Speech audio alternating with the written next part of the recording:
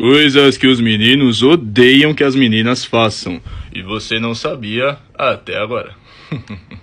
Cara, quando a gente tá conversando com vocês e fala que você é linda, a gente quer tudo. Menos uma figurinha daquela coreana cheia de coração em volta. O que isso quer dizer? Catapimbas, meu! Quando a gente corta o cabelo e chega pra vocês pra falar se tá bonito, tá ligado? A gente pergunta, o que você achou do meu corte? E vocês falam, tá igual. Tá igual sempre. Puta, mano! Fala que tá bonito, deu trabalho, gastamos dinheiro, 40 conto nesse corte. E sim, a gente odeia seu melhor amigo. A gente sabe que ele quer ficar com você, sabe por quê? Porque ele tá usando as mesmas táticas que a gente usa pra tentar ficar com as outras amigas nossas. Para de falar com ele, mano. Ele não é do bem.